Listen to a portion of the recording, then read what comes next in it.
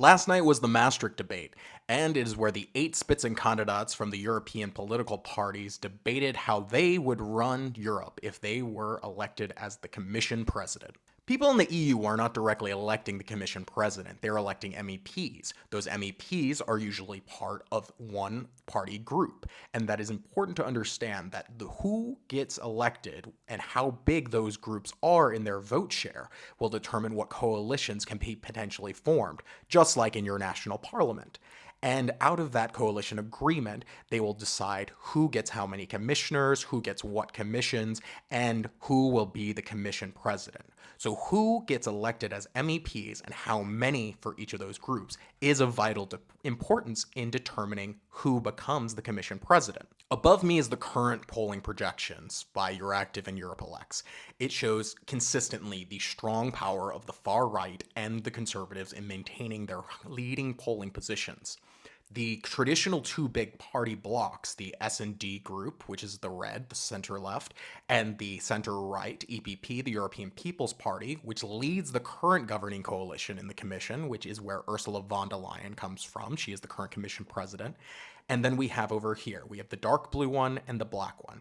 The dark blue is the ECR. This is a party that is full of neo-fascist and fascist parties. It is led by Giorgia Meloni, the Prime Minister of Italy.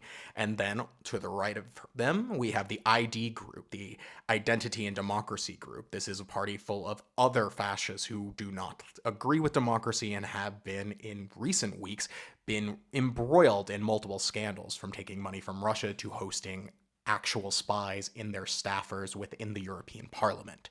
These both are dangerous groups that seek to disrupt democracy and destroy the European Union, or even worse, shift it into something that they seek to work for their own ends. This side-by-side will show you how much the right-wing shift has occurred.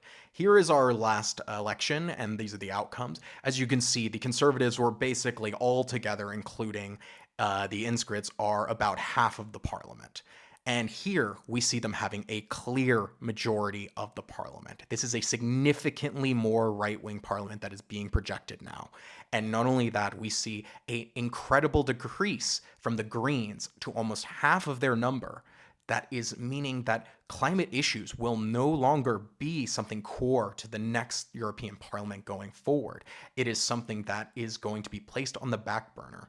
And we can see by recent news stories about the obsession in the European Union with competitiveness instead of climate, that this is becoming a dangerous aspect of daily politics. Climate denial is back on the table. If we look at the percentages here, we can see that the numbers are not dramatically far away from each other, but how they translate out into seats in the parliament is very different because every single MEP is being elected on a national level. So it changes dramatically from country to country, and some of these groups are highly dependent upon very specific parties in their group performing very, very well. For example, Fratelli d'Italia, Brothers of Italy, in Italy provides a huge amount of the ECR's seats.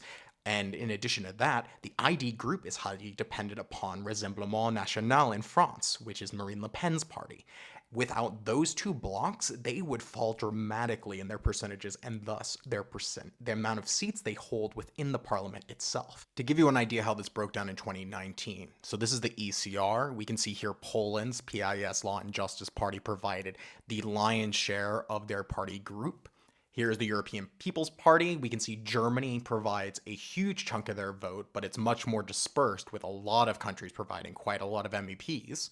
And for the ID group, we see here that France and Italy provide the bulk of their entire group. So when we're looking at this chart, we have to think about what's happening on the national level and where that vote is coming from, where those MEPs are coming from. And a lot of that vote on the far and extreme right is coming from a lot of parties overperforming in this particular election. For example, in Austria, the FPÖ's 3 seats has transformed into 6 seats, almost half of all of the seats that Austria has. So while the polling after the event about who did the best, which Spitzenkandidat presented them best at the debate, showed an overwhelming support, 45% for the Green Spitzenkandidat Bas Eickhout. This is not translating into the popular vote. This is not translating on the national level. If you, as a young person, are tired of living under the same conservative rule that you have literally lived under your entire life at the European Union, then you need to get out and vote. June 6th through 9th, depending on your country, it will vary exactly when you can vote and how.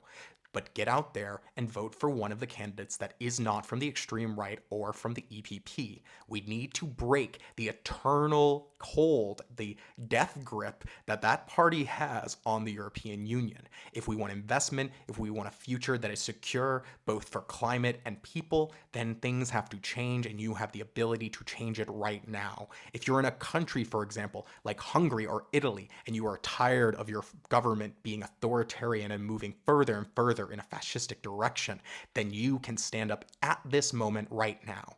This is a chance where young people are the majority. We have the numbers. It just requires us to show up.